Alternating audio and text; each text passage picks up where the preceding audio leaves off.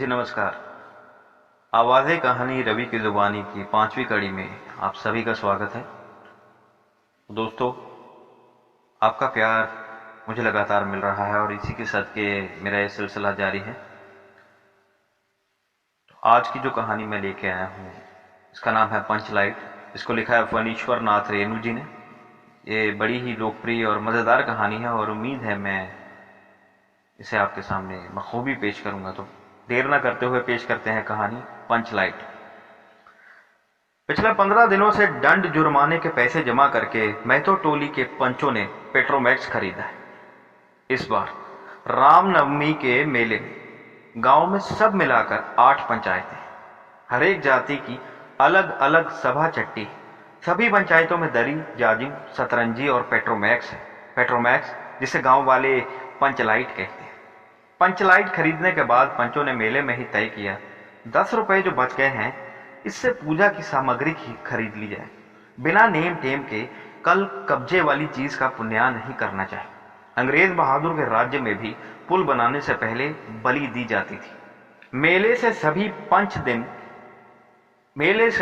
पंच दिन दिहाड़े ही गांव लौटे।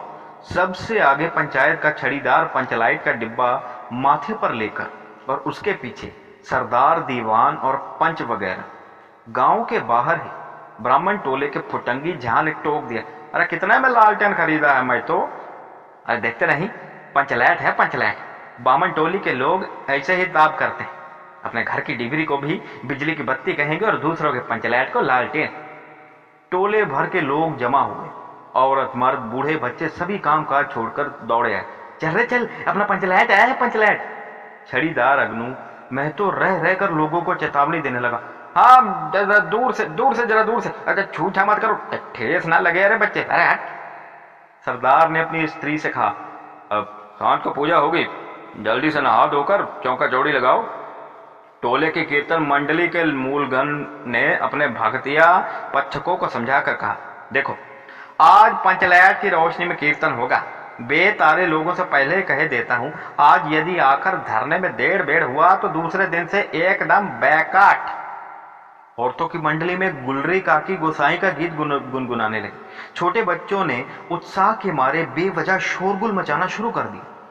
सूरज डूबने के 1 घंटा पहले से ही टोले भर के लोग सरदार के दरवाजे पर आकर जमा हो गए। पंचलैट पंचलैट पंचलैट, पंचलैट के सिवा और कोई गप नहीं, अरे दूसरी बात नहीं। सरदार ने गुड़गुड़ी पीते हुए कहा। दुकानदार ने पहले सुनाया, पूरे 5 कौड़ी 5 रुपया। मैंने कहा कि दुकानदार साहब ये मत समझिए कि हम लोग एकदम देहाती, अरे बहुत बहुत पंचलैट देखा है। इसके बाद दुकानदार ने मेरा मुंह देखने लगा, बोला, अरे लगता है आप जाति के सरदार हैं। अरे ठीक है, जब आप सरदार होकर खुद पंचलैट खरीदने आए हैं तो जाइए, अरे पूरे 5 कौड़ी में दिए दे रहे हैं आपको। दीवान जी ने कहा, अलबत्ता चेहरा परखने वाले दुकानदार हैं। पंचलैट का बक्सा दुकान का नौकर देना नहीं चाहता था। अरे मैंने कहा, देखिए दुकानदार साहब, बिना बक्सा पंचलैट कैसे ले जाएंगे। दुकानदार ने नौकर को डांटते हुए कहा, क्यों रे, दीवान जी की आंखों के आगे दुर्खैल करता है, अरे दे दो बक्सा। टोले के लोगों ने अपने सरदार और दीवान को श्रद्धा भरी निगाहों से देखा। छड़ीदारों ने औरतों की मंडली में सुनाया, रास्ते में सन सन बोलता था पंचलैट, लेकिन ऐन मौके पर लेकिन लग गया। रुदल शाह बनिए की दुकान से 3 बोतल केरोसिन तेल लाया और सवाल पैदा हुआ कि पंचलैट को आखिर जलाएगा कौन। ये बात पहले किसी के दिमाग में नहीं आई। पंचलैट खरीदने के पहले किसी ने ना सोचा, खरीदने के बाद भी नहीं। अब पूजा की सामग्री चौक पर सजी हुई है। कीर्तनिया लोग खोल ढोल करताल खोल कर बैठे हैं और पंचलैट पड़ा हुआ है। गांव वालों ने आज तक कोई ऐसी चीज नहीं खरीदी जिसमें जलाने बुझाने का झंझट। कहावत है ना, भाई रे गाय लूं तो दुहे कौन, लो मजा। अब इस कल कब्जे वाली चीज का कौन बाले। ये बात नहीं कि गांव भर में कोई पंचलैट बालने वाला नहीं, हर एक पंचायत में पंचलैट है, अरे उसके जलाने वाले जानकार है। लेकिन सवाल है कि पहली बार नेम टेम करके, शुभ लाभ करके दूसरी पंचायत के आदमी की मदद से पंचलैट जलेगा। अरे इससे तो अच्छा है पंचलैट पड़ा रहे। जिंदगी भर ताना कौन सुने, बात बात में दूसरे टोले के लोग कूट करेंगे, अरे तुम लोगों का पंचलैट पहली बार दूसरे के हाथ से, ना ना ना ना ना। पंचायत की इज्जत का सवाल है। अरे दूसरे टोले के लोगों से मत कहिए। चारों ओर उदासी छा गई। अंधेरा बढ़ने लगा। किसी ने अपने घर में आज ढिबरी भी नहीं जलाई थी। आज पंचलैट के सामने अरे ढिबरी कौन बालता है। सब किए कराए पर पानी फिर रहा था। सरदार, दीवान और छड़ीदार के मुंह में बोली नहीं। पंचों के चेहरे उतर गए थे। किसी ने दबी हुई आवाज में कहा, कल कब्जे वाली चीज का नखरा बहुत बड़ा होता है। एक जवान ने आकर सूचना दी, राजपूत टोली के लोग हंसते हंसते पागल हो रहे हैं। तो कहते हैं कान पकड़कर पंचलैट के सामने 5 बार उठो बैठो, तुरंत जलने लगेगा। हाँ, पंचों ने सुनकर मन ही मन कहा, भगवान ने हंसने का मौका दिया है, हंसेंगे नहीं। एक बूढ़े के आकर खबर दी, रुदल साहब बनिया भारी बदतंगड़ आदमी है, कह रहा है पंचलाट का पंपू जरा होशियारी से देना। बुढ़ी काकी की बेटी मुंडरी के मुंह में बार बार एक बात आकर मन में लौट आती है। वो कैसे बोले?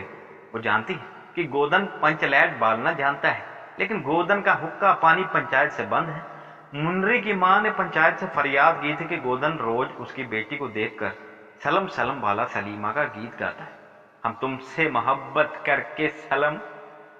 पंचों की निगाह पर गोदन बहुत दिनों से चढ़ा हुआ था। दूसरे गांव से आकर बसा है गोदन, और अब टोले के पंचों को पान सुपारी खाने के लिए भी कुछ नहीं मिला। अरे परवाह ही नहीं करता, बस पंचों को मौका मिले 10 रुपया जुर्माना, ना देने से हुक्का पानी बंद। आज तक गोधन पंचायत से बाहर है। उसे कैसे कहा जाए, मुंडरी उसका नाम कैसे ले, और उधर पति उधर जाति का पानी उतर रहा है। मुंडरी ने चालाकी से अपनी सहेली कनेली के कान में बात डाली, ये कनेली चिगो चिन चिन। कनेली ने मुस्कुरा कर गोदन तो बंद है। मुंडरी बोली, अरे तो कहे थे सरदार से। गोदन जानता है पंचलैट बालना। कनेली बोली, कौन? गोधन? अरे जानते हैं बालना, अरे लेकिन सरदार के दीवान की ओर देखकर पंचों की दीवान की ओर। पंचों ने एक मत होकर हुक्का पानी बंद किया। सलीमा का गीत गाकर आंख का इशारा मारने वाले गोधन से गांव भर के लोग नाराज थे। सरदार ने कहा, जाति की बंदिश क्या, जबकि जाति की इज्जत ही पानी में बही जा रही। क्यों जी दीवान? दीवान ने कहा, जी ठीक है। पंचों ने भी एक स्वर में कहा, ठीक है, गोधन को खोल दिया जाए। सरदार ने छड़ीदार को भेजा। छड़ीदार वापस आकर बोला, गोधन आने को राजी नहीं हो रहा, कहता है पंचों के क्या प्रतीत है, कोई कल कब्जा बिगड़ गया तो मुझे दंड जुर्माना भरना पड़ेगा। छड़ीदार ने रोनी सूरत बनाकर कहा, अरे किसी तरह गोधन को राजी करवाइए, नहीं तो कल से गांव में मुंह दिखाना मुश्किल हो जाएगा। गुलरी काकी बोली, नहीं जरा मैं तो देखो कह के। गुलरी काकी उठकर गोधन के झोंपड़े की ओर गई और गोधन को मना लाई। सभी के चेहरे पर नई आशा की रोशनी चमकी। गोधन चुपचाप पंचलैट में तेल भरने लगा। सरदार की स्त्री ने पूजा की सामग्री के पास चक्कर काटती हुई बिल्ली को भगाया। कीर्तन मंडली का मूलगैन मूर्छल के बालों को संवारने लगा। गोधन ने पूछा, आप स्पिरिट कहाँ है? अरे बिना स्पिरिट के कैसे जलेगा? लो मजे। अब ये दूसरा बखेड़ा खड़ा हुआ। सभी ने मन ही मन सरदार, दीवान और पंचों की बुद्धि पर अविश्वास प्रकट किया। बिना बुझे समझे काम करते हैं ये लोग। उपस्थित जन समूह में फिर मायूसी छा गई। लेकिन गोधन बड़ा होशियार लड़का है, बिना स्पिरिट के ही पंचलैट जलाएगा। थोड़ा गरी का तेल ला दो। मुंडरी दौड़ गई और एक मलसी गरी का तेल ले आई। गोधन पंचलैट में पंप देने लगा। पंचलैट की रोशनी थैली में धीरे धीरे रोशनी आने लगी। गोधन कभी मुंह से फूंकता, कभी पंचलैट की चाबी घुमा। थोड़ी देर के बाद पंचलैट से सनसनाहट की आवाज निकलने लगी और रोशनी बढ़ती गई। लोगों के दिल का मैल दूर होता गया। गोधन बड़ा काबिल लड़का है। अंत में पंचलैट की रोशनी से सारी टोली जगमगा उठी तो कीर्तनिया लोगों ने एक स्वर में कहा, महावीर स्वामी की जय। ध्वनि के साथ कीर्तन शुरू कर दिया।